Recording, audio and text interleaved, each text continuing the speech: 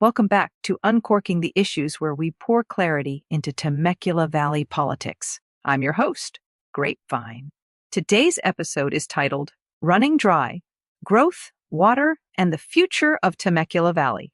We're talking about something that doesn't get shouted into microphones, doesn't go viral, and doesn't dominate headlines. But it might be one of the most important political issues in Temecula Valley: water. More specifically, how much we have, who gets it, and whether we're quietly ignoring a problem that's getting harder to solve.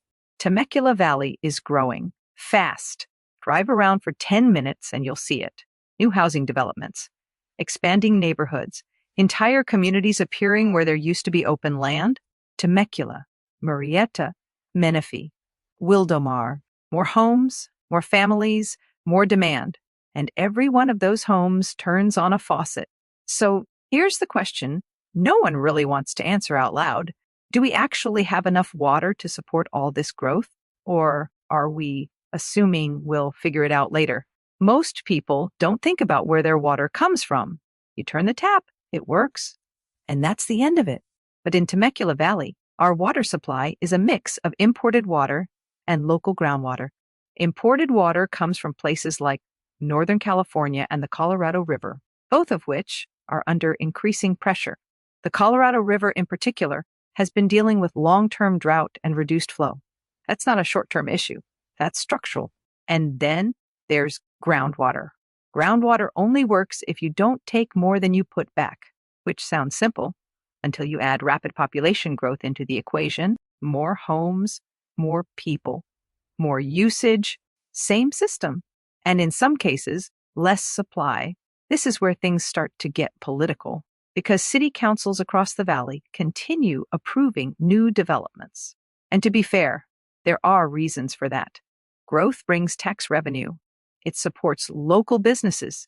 It expands the economy. And there's real demand. People want to live here. But water doesn't care about demand. Water doesn't respond to economic incentives. Water follows physical limits. And those limits don't negotiate. So what happens when those limits start to get tight?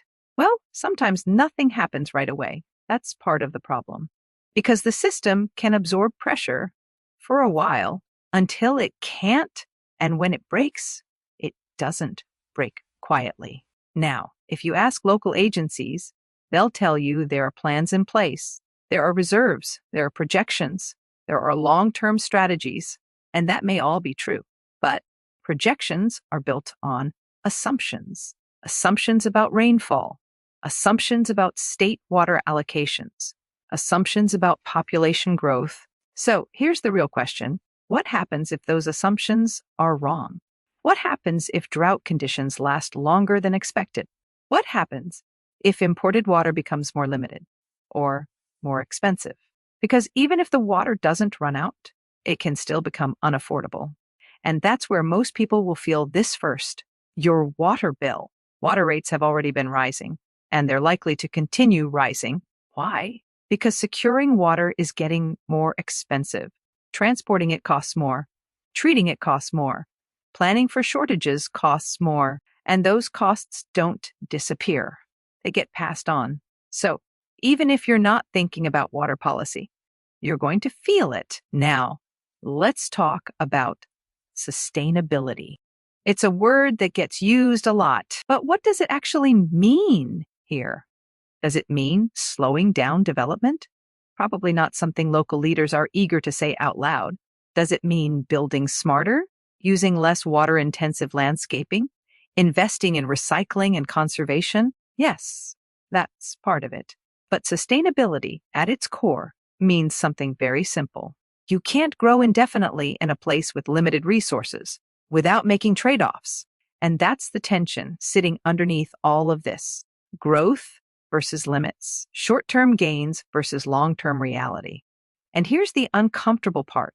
No one really wants to own that tension politically, because saying maybe we need to slow down is not a popular message. But ignoring it doesn't make it go away. It just delays the consequences. So what should residents be asking?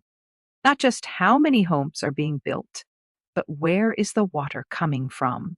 What are the actual supply numbers? What assumptions are being made? And what's the backup plan if those assumptions don't hold? Because if we get this wrong, someone pays for it, either through higher costs, reduced availability, or stricter limits down the road. Water may not be the loudest issue in Temecula Valley politics, but it might be the most important one that people aren't paying enough attention to because everything else depends on it. Homes, schools, businesses, quality of life, all of it. So, the next time you hear about a new development, a new project, or a new expansion, don't just ask what's being built, ask what's sustaining it. Because in the end, it all comes back to water. This has been Uncorking the Issues, pouring clarity into Temecula Valley politics. I'm Grapevine, and until next time, stay curious, stay questioning, and don't just watch the glass, watch what's filling